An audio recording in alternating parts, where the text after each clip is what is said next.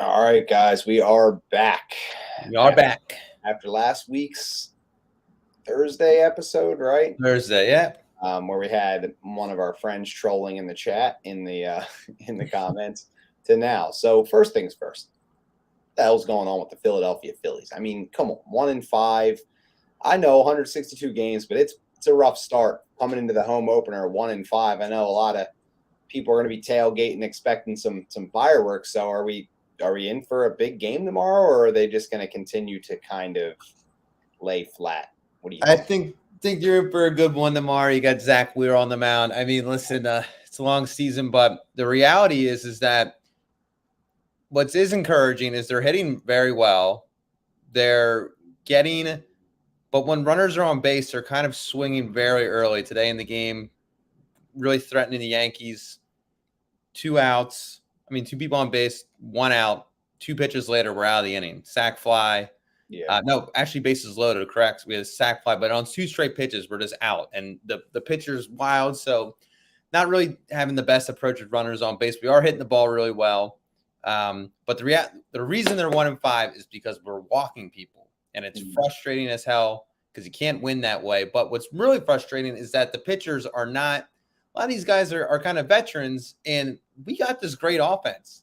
Can't be nibbling and like throwing around the strike zone and all this stuff. So the guy yesterday, bullpen guy, Matt Strom, he was Yankees, great offensive team. He's in there throwing strikes, and he's making them earn it, get on base, not walking people. And that's why we won the game.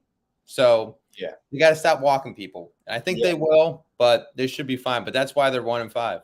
I can relate to that a little bit, just playing on that co-ed softball team. Every time we were throwing balls and getting in trouble and walking people, it gave me anxiety out in the outfield. Yeah. Just like, man, we just got to like put the ball in play because I'm making a play or somebody's making a play, or at least if they get a hit, they get a hit. But it's definitely, at any level, that's definitely something you can't give out free passes. Right. Same, anything. Same with any sport, really. And now we'll transition. I'm like our Phillies insider. Yeah, you're like the Tim Kirkjian of our show. Yeah, no, I didn't catch a whole lot of it. I'm not gonna lie, I didn't catch a whole lot of the games from start to finish. I watched probably more baseball to open this season than I have in a long time. But just seeing my cousin's a diehard Yankees fan, so he was texting me, chirping a little bit, and I'm like, well, I don't really. We're just kind of like joking around because he knows I'm not that diehard. Yeah. So he's just like messing with me and stuff. But he's a huge Yanks fan, so he had to get his words in. Yeah. But they took the series. We took a game off him, and it is what it is. But moving on to the draft. What was that? We got a game. Yeah, got a board. Got a game. Yep. Yeah, exactly. So. Moving on to the draft, what to expect. Now, I went on a big rant and was really battling it out with a couple people yesterday that I respect wholeheartedly about the draft and about the positions that could be available. Obviously, there's guys that are being reported for visits, and I think that every week there's new reports that come out, and I feel like the fan base kind of latches onto that as just the flavor of the week almost. Certain guys are reported and certain to visit, and then certain beat writers are going to say this and that. And I thought it was pretty convenient that the day after that, on Monday, right, Adam Schefter reports that Jalen Carter is turning down all visits outside the top 10, and that his first visit was with the Eagles and his second visit was with the Bears, who are the back end of that top 10, obviously the Eagles being 10. And so it seemed like that kind of tipped the hand of the Philadelphia Eagles. Like, wow, he met with the Eagles first and then told all the teams outside the top 10 that he didn't want to meet with them, or his agent at Drew Rosenhaus, who's got a history with us, as we all know.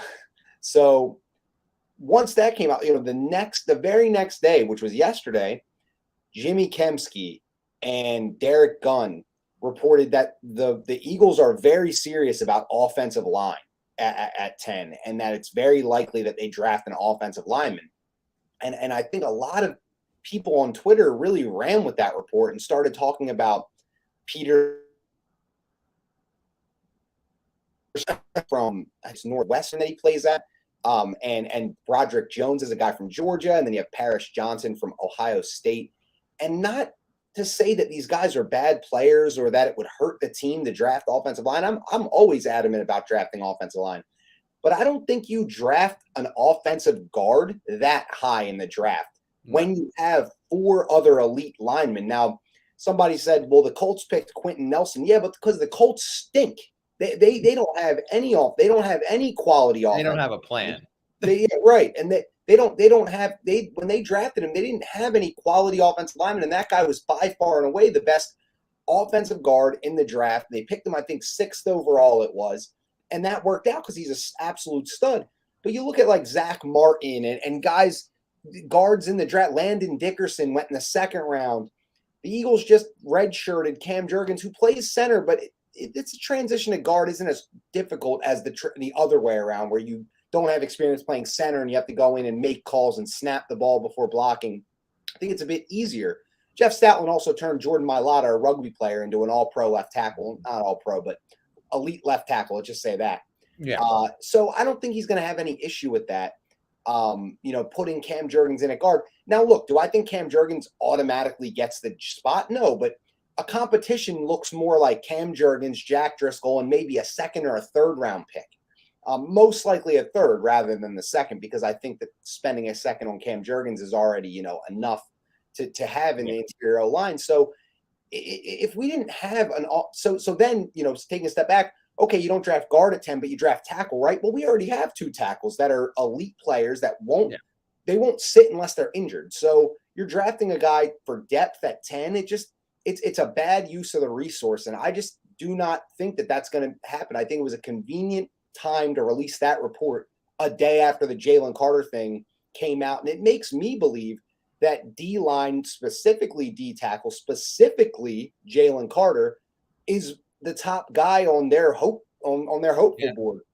And especially because you have Jordan Davis and Nakobe Dean, bringing him in, being really tight with them. He had some off the field incident that happened. And I think that bringing him into a team that he has some familiarity with, he's that good, he's that talented, and he'd immediately come in and be a guy that makes a huge impact for the Eagles. And they lost Javon Hargrave. Now, the Eagles' guard situation, they lost Isaac Seumalo. They were still the best team in the offensive line in the league. And Isaac Seumalo was a 3rd-round pick formerly, who's now a veteran, right? So to replace Seumalo with a 1st-round top 10 pick just seems like overkill, when in reality, he was a middling, solid veteran that filled in there, and we still had the best offensive line in the league. There's not much room to go up. But losing Hargrave, replacing Jalen Carter with Hargrave, would be huge for us, because the Eagles do not have that kind of player on their D-line in the inside. They have their edge rushers, they have their run stopper in Jordan Davis, and then they have guys like Milton Williams, Fletcher Cox, who are at this point rotational players who are going to make an impact for us, but they don't have that premier Javon Hargrave kind of prospect. And to get younger with that same prototype would be huge. And I think that's really what they're going to look at. Now, if Jalen Carter's not available, it could be edge, it could be Bijan Robinson. But I really do think that they are really zeroing in. And tipping your hand is okay, to be honest, because they're in a position that they might be able to tip their hand. So I know that was a lot of info. But what are your thoughts on the draft? And right now at 10, do they move up? Do they move back? Who do they pick? Who do they take? Who are the positions? What do we got? I think what they're going to do is, I agree. They have their sights on Jalen Carter for sure. And they should. Right? That's your biggest need, and he's an elite talent. Hopefully there's going to be a run on some quarterbacks in the top of this draft. I think there will in this top 10. So you have that, but they're not going offensive line. So obviously, Eagles, reports that come out, there's a lot of, other ulterior motives behind them for smoke screens and whatnot. And that's just kind of the nature of the business. But what I believe that they're going to do is if he's at 7 or 8, maybe they try and jump the Bears and go up a little bit to get him. Probably wouldn't have to use too much of your resources to do that. Right. If he's at 10, obviously they're going to take him. If he's not there, I think they trade back. And I think they, maybe that's then, Bijan Robinson, or they get another D tackle a little bit later with good value, unless they have, something else that they see at D tackle that's like, oh, well, we could take them with 10 as well. But I don't think that's the case. I think that they would have to kind of move back a little bit and try to recoup and whatnot, because, still have a whole offseason to get more D tackle veterans, and you have solid D ends. And really, you can, you don't need as much from your D tackles, with these D ends. You need, obviously, we need D tackles, don't get me wrong, but these D ends are so good that they are having they have a massive impact on the game, and they've changed, were going nuts in the playoffs for us, and just, pretty much kind of just shut down the Giants and the 49ers. So to get us to the Super Bowl. So I think that they trade back at 10 if he's not there. But if he's at 10, or if they think they need to jump the Bears to go to 8 to get him, they will. Yeah. Yeah, I agree. I think the one thing about DNs, our starters are very good, but I do think they can consider an edge rusher. If Jalen Carter isn't there, maybe they trade back and get one, or maybe they just pick one at 10. But, behind the two stars that we have in Hassan Reddick and Josh Sweat, you have Brandon Graham, who's 35 years old. Now, he's still good. Don't get me wrong. He had a great season last year. He seems like he's getting better with age. But you do need more depth at defensive end. I don't think they're set at defensive end. I don't think that they're going to be content. And I know they like to rotate, and I know they need more youth there, especially with the depth. So that is a guy that can get on the field right away. Now, offensive line doesn't rotate, so that's the problem. That would be the problem with picking O-line. But anything that rotates on the D-line, you can get instant impact out of that guy. And at 10, that's what you need. Now, 30, second-round pick and third-round pick, that's where you go get your role players, your different, that's where I think they would get a D-end. Right. Your competition, your all that stuff. And they could take a D-end with that pick, later. So there's a lot of different options they have. And that's the beauty of having this 10th pick. It is such a luxury, and it is such a valuable asset. And I don't think using it on a guy that's going to start at guard is the best option for you there, or that's going to provide depth at tackle. It just doesn't really make a lot of sense. And I don't know what Howie Roseman's going to do. I don't know, but there's always surprises in the draft. There's, and who would have thought Nakobe Dean fell to the third round, or A.J. Brown would be available? I mean, there's always surprises every draft. I'm just going off of logic and football reasoning, not to say that Howie Roseman's thinking this way, but to me, it wouldn't really make a lot of sense to draft an offensive lineman on this team, regardless of, what the future holds. They need to, they need players that are going to help them now. And with an impending Jalen Hurts extension, you're going to need them cheap on team-friendly deals, and that's why this pick is so valuable. Bijan Robinson is a really interesting name. Obviously, plays a luxury position in running back, but who knows? Who knows? Honestly, that maybe that's the best guy available at that pick, and maybe you take him and say, "Look, we're going to take a lot of pressure off of Jalen Hurts by giving this guy the ball 20 times a game and not running him as much, or whatever the case is." So I'm excited to see what happens. I say this pretty much every show, and I feel like I'm wearing this hoodie every single show, because this time of the week, this is the hoodie that I'm wearing. So yeah. I feel like I say that I'm super excited every show. I really am super excited for the draft because of all these different storylines, and every week it seems like new stories come out, new reports and new visits and this and that. And you just kind of are it's like a movie that has so many twists, and then you finally find out what happens at the end. And really, after the draft, it's all smooth sailing. It's all getting better, all working. You can really start to finally see how this team's going to come to shape. So, what are we looking for? They hired a new offensive coordinator because they're both their coordinators are gone because of the head coaching job. So, they hired a new offensive coordinator, and they hired a new defensive coordinator. What are you expecting on offense? Let's start with offense from Brian Johnson. I mean, he has familiarity with Jalen Hurts. There's not going to be much that changes, but do you foresee anything, being different about this offense? That's a really good question. I think with the offense in general, you obviously they were great last year to control the clock more. I think what I want to kind of see more on offense is really is just that is really kind of continuing that sort of controlling the clock, maybe running the ball a little bit more. I think the Super Bowl, I think, kind of left a weird sort of taste in people's mouth where Jalen Hurts played really well and running the ball wasn't effective and the grass and stuff like that. But really, when the Eagles were at their best, just as a complete team, it was just controlling the clock and making that, just controlling the game that way, and that in turn really helps your defense. So what I'm looking for this year is just complementary football, because you did lose a couple guys on defense, but you're looking through the draft to replace them and stuff like that. So with me on the offense, I'm looking for, continue to, protect the football, run the ball, do things like that. So I'm personally not expecting too many changes. I do think that we could see a little more running the ball this year and probably trying to protect Jalen Hurts a little bit. If I had to nitpick at something, you prefer Jalen Hurts to take less rushes, but part of it is that's such an effective part of the offense is that, you can't have them stop doing that, because that the way they have to defend the Eagles is so difficult. So I'm just looking for, maybe he's giving the ball a little bit more to the running back. And so maybe that is why Bijan Robinson is that's why he's so intriguing to me and a lot of fans. Yeah, I think so too. And I think that when you think about, what the Eagles did last season, running the ball, controlling the clock, doing all those things. You talk about what they could do this season, and everybody loves change, right? Everybody loves the new thing. Oh, what wrinkles are they going to add, and what players are they going to add? And what's boring in the NFL is continuity, but that's the most valuable thing in the NFL, is keeping a team together, continuing to build. And I think that that's one of the biggest things going forward. But I also think that Brian Johnson and Jalen Hurts, with the relationship they have, I think the one big difference that we might not visibly see, but I think will be apparent, is that Jalen Hurts is probably going to have a lot more autonomy, and he's going to have a lot more of the offense in his control because of his trust with Brian Johnson, because they're so mutually, I guess, trusting of each other.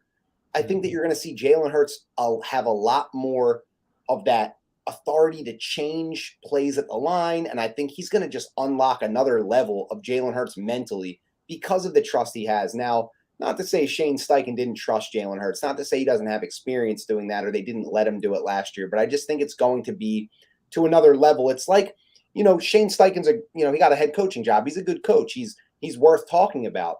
But it's like going from, hey, I'm playing with this good guy to, oh, now this guy, I've known him for a long time. So while they're both very good in football minds, Jalen Hurts just has a natural comfortability with Brian Johnson that you can't really recreate that. No matter how good the other guy was, you're not going to be able to recreate comfort. So to me, I think that, that's going to be the biggest thing I'm looking for, is for Jalen Hurts to really take that next step mentally and unlock him and let him make decisions more. I thought Shane Steichen was heavy on screens. I thought that the one read design, and that's great. Get the ball out of your quarterback's hands, but I want to see Jalen decide those things more. I want to see Jalen, if he sees something, and we have a screen called, check out of it. You can check out of it. You can make something else happen, and I think they're just going to slowly continue to peel back the layers of Jalen Hurts and his responsibility. I think it's going to make all the difference this season in terms of his development. And it's hard to even say that is about his development. It looks like he's great already, right? He was a second-team All-Pro, go to the Super Bowl, play so well in the Super Bowl, and we're still talking about a player that's most likely still got the best football years and years ahead of him. So, I'm looking for another year of Jalen Hurts really taking that next step. Everybody else, I think, is, it is, their job is what their job is. It's really going to come down to Brian Johnson, Jalen Hurts, how they can elevate this whole thing together. And I think it's going to be really, really fun to watch for Eagles fans, obviously, but really, really fun to watch, all the film experts break things down. And after the game, in the game, we might not see all the things happen, but after, when the All 22 comes out and the analysts are breaking it down, we might see a little more of that. Well, Jalen saw this, so he changed into this, and that's because he has the trust of Brian Johnson. So remember that we talked about this, because I want to come back to that and really make sure that, we're seeing the same stuff, because that's what I expect. So, with that being said, on defense, now this is a little bit more of a, I guess, talking point because of Yeah. how, like you said, the defense played in the Super Bowl and mostly against all these top quarterbacks. I mean, Dak Prescott put 40 points up on us. You had, going back to 2021, you had Justin Herbert, you had Brady, all these guys. Tore us up.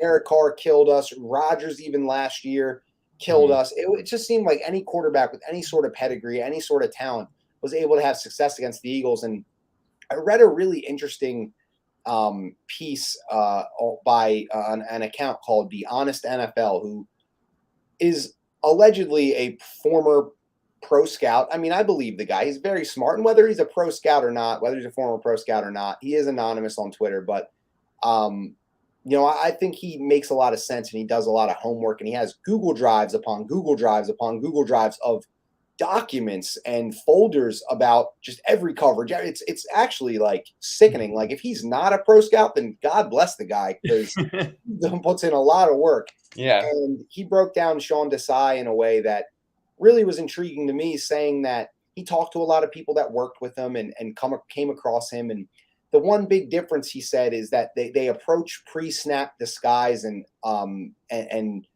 differently, and that affects the quarterback post-snap. So I expect that. I mean, I kind of got lobbed that answer, but I expect to see a lot more of being able to trick more experienced quarterbacks because I just think we had trouble doing that. I don't think there was enough of a scheme in place that really made it difficult to read. Now the players are so good that, like you said, the pass rush is so good that sometimes you didn't need to disguise anything because Hassan Reddick was flying around the edge and making it impossible to get a pass off. But but other than that, when that wasn't working or when there was a veteran quarterback, it didn't seem like that really was helping us. So I expect that. I feel like you're going to have similar points to make, but I mean, my notes I took here exactly. Make the quarterback read the defense, add some confusion. Haven't done a lot of pre-snap confusion or different looks, kind of just relying on talent. So I'm very glad that the man with the Google Drive said all those things. That's exactly what I wrote down and is what I want to see. So yeah, maybe I'm a pro scout too. Yeah, but exactly. no, I think that's the key though, is not making adjustments and playing that complementary football. What we're seeing, kind of like what I was saying with the offense is really doing that, is making them one-dimensional. But we can't just rely on this talent. I really want to see some pre-snap confusion, using the players differently. Maybe bringing, we run a lot of two linebackers, but maybe we're bringing up a safety. Maybe we're sending the Kobe Dean at the quarterback. And I don't think you don't need to blitz every play for pre-snap confusion. You just need to, you need to move guys around, different coverage packages and things like that. Just not like the soft shell all the time, and make them have to read different looks because, we still have, probably quarterbacks are playing this year. Mahomes, Allen, those are the elite ones. Dak twice, he tears us up. So, I'll put Dak against us. That's a good quarterback we have to deal with because he plays us really well. And, we all know he has his shortcomings, but we don't see him against us. So we got to scheme for him. And then, Geno Smith and, maybe we kind of have Kirk's numbers. So the other 10, 11 games, not very good quarterbacks, unless, Aaron Rodgers goes to the Jets, but whatever. The point is you have 10 games where you're playing pretty, average, below average quarterbacks. So you can get away with that stuff a little bit, but we need some more pre-snap confusion. And I think this is a good time, regular season, to kind of emulate that, especially as you practice that as you get to the Super Bowl. I mean, listen, I know we lost Super Bowl because of grass. I knew we were going to get out coached, knew we were going to get out schemed, but we need to add those wrinkles to the defense, especially when you're getting new players in. We have, we can't rely on that elite sort of secondary and, just the D-line's getting there. So I'm really excited to see how he's going to use these players and, cause some confusion. And we have a bunch of, I think we signed some really good role players, not household names, and we still have a little more work to do on defense.